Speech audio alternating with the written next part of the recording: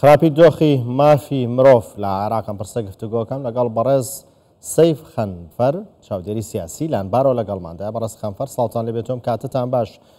ڕێکخراوی چاودێری مافەکانی مرۆڤ لە راپۆرتێکدا باس لە خراپی دۆخی مافەکانی مرۆڤ لە عێراقە کاتایە دۆخی مافی مرۆڤ لە عێراق بەم شێوەیە خراپەکە و ڕێکخراوە باسیەکات.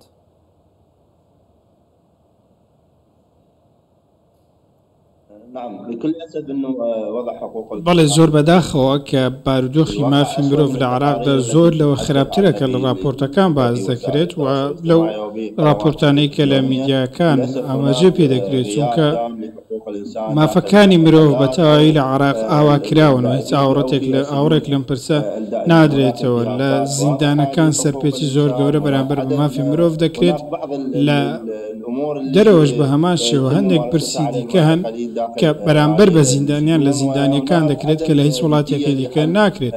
جگە لەوەش کە ڕژدی و جدیەتێک بەدی ناکرێت بۆ ئەوەی دۆسیە مافەکانی مرۆڤ چارەسەر بکرێت بە تایبەتی لە زیندان و دەست بەسەر خانەکان کە لە بنەڕەتەوە دەبێت شوێنی چاکسازی و دووبارە شیانەوەی گیراوان بن. بەڵام بەداخەوە ئاماژەکان زۆر خراپن. هەموو ئەوەی تۆمار دەکرێت تەنیا سەرپێچێکردنی مافەکانی مرۆڤە لە عێراقدا و ڕێکخراوە نێودەوڵەتیەکان بەشێک ئەمەکۆ ڕێکخراوی لێبوردنی نێودەوڵەتی ئاماژەی بە گەڵێک دۆسیە کردووە لە نێوزیندانەکانی عێراق. هۆکارەکەی چییە ئەم دۆخە خراپەی مافی مرۆڤ بۆ چیە گەڕێتەوە؟ کێ هۆکارە؟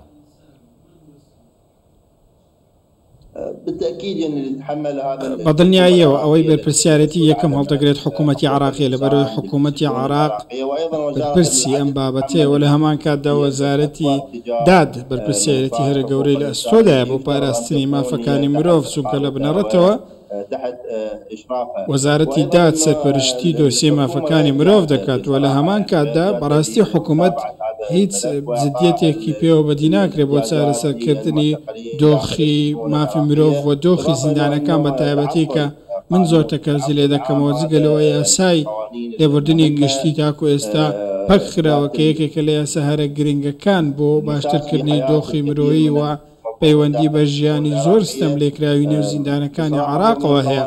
ڕاستتر بڵین هەرچەندە ئەمە یاسایە کە جێگەی ناکۆکێت لە نێوان لایەنە سیاسیەکان، بەڵام سەرباری ئەوەی کە لە پێکێنانی حکوومەتدا ئاماژەی پێکراوە مەرجێکی ڕێکەوتنی پێکێنانی حکوومەت و بەڵام تاکو ئێستا پەسەر نەکراوە. تاکو ئێستا زیندانەکان پڕ زیندانن و ژوور هەیە زیاتر لە 50 کەسی تێداوە لە هەندێک لە زیندانەکان لە ژوورێکدا ژمارەی دەستگیرکراوان گەیشتۆتە 150 کەس و زیاتریش بەبێ ئەوەی هیچ چاودێریەکی تەندروستیانە بێ. هەندێکیان لە تاو نەخۆشیەکانیان دەمرن، بەشێکیان تووشی نەخۆشی کلێ و دەیان نەخۆشی دیکە بوون و هیچ جۆرە پارێزبەندێکیان لە زیندانەکان نێو ئێداویستەکانیان دابین نەکراوە کە سەر بە وەزارەتی دادی عێراقین و دەبێت ئەوان چاودێریان بکەن. جگەلەوە ئێمە هیچ ئامارێکی بەردەستمان نییە، ئاماری پشت پێبەستراوە بۆ بزانین لە زیندانەکان بارودۆخ چۆنە، بزانین ژمارە لە سێدارەدان لە زیندانەکان چۆنە، لەبەرەوەی ئەو ژمارانەی کە ڕادەگەیەندە مەترسی زۆر گەورەن بەشێکی ئەوەی لە عێراق بەڕێز خەنفەر لە عێراق لە بەرامبەر دۆخی مافی مرۆڤەیە ئەو خراپی دۆخی مافی مرۆڤ لە عێراقە یاساکان خراپن یاخود بەدەر لە یاساکان کارەکرێت؟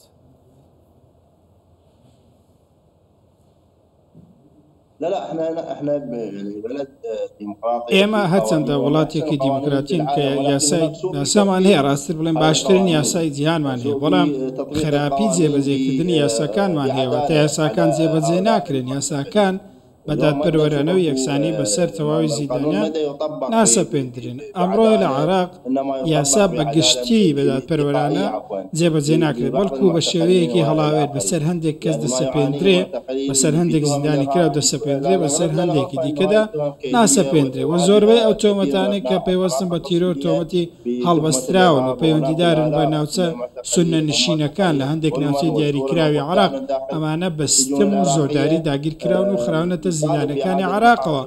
داوا دەکەین کە ئەو کەسانە ئازاد بکرێن. ڕێکخراوی نێودەوڵەتی لێبوردن بە دواداچوون بۆ ئەم بابەتە بکات، لێکۆڵینەوەی جدی بکات. وەزارێکی دیکە داوا لە ئەنجومەنی دادی عراق بکات کە ئەم پرسە چارەسەر بکەن و ئەو زیندانیانە ئازاد بکەن، ناوەکانیان لە زیندانەکان دەربهێنرێت، چونکە ئەمە سادەترین دادپەروەریە بەرامبەر بەوان بکرێت لە بەرامبەر ئەو بارودۆخە خراپە. بەڵێ لە عێراقدا زۆر لە ماوەی ڕابردووە زۆر باس بە یاسای باری کەسێتی کراوە، بە تایبەت شیعەکان کاریان لەسەرەوە کرد کە گۆڕانکاری تێدا بکەن و ئێساش ڕێکخراوی چاودێری مافەکانی مرۆڤ دەڵێت نابێت ئەو یاسایە جێبەجێ بکرێت و دەبێت عێراق پاشە کشەی لێ بکات. بۆ چۆنی سوننەکان چێ لەم بارەیەوە؟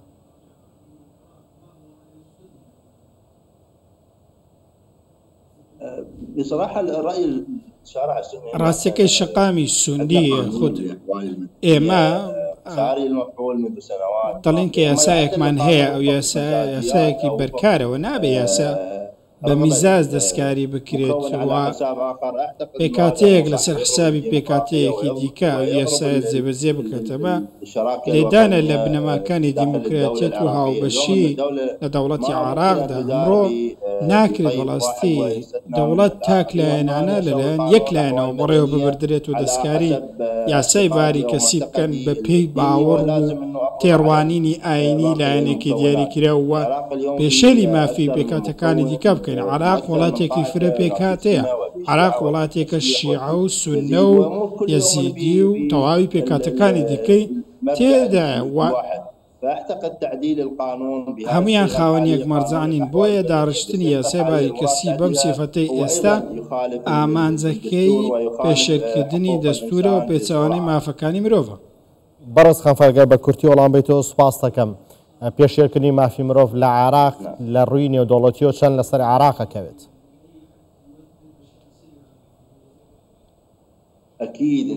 کاریگەریەکی زۆر خراپی لەسەر عێراقەیە، گومانێک لەوەدانە لەبەرەوەی لێک تێگەیشتنی نێودەوڵەتیشی لەگەڵ عێراق بەرتەسک کردوێتەوە. زۆربەی ئەو ڕێککەوتنانەی کە عێراق لەگە وڵاتان دەیانکە بەهۆی ئەم بابەتەوە کاریگەریان لەسەر دروست بووە. ئێستا زۆربەی ڕێکخراوە نێودەوڵەتیەکان لە هەوڵی ئەوەدان کە ئەم یاسایانە لە عێراق جێبەجێ بکەن لە جیهاندا بەگشتینەک لە عێراق، بۆ ئێمە کاریگەری لەسەر هەبووە. ناپابەندی عێراق زۆرێک لە حاڵەتی نەویستراوی دروست کردو لە کۆمەلگەی نێودەوڵەتی بۆ ئەوەی کە وێنەیەکی دیکتاتۆریانە پیشان دەدات لە عێراقدا وا دەردەکەوێت کە لە مافەکانی مرۆڤ دوور دەکەوێتەوە.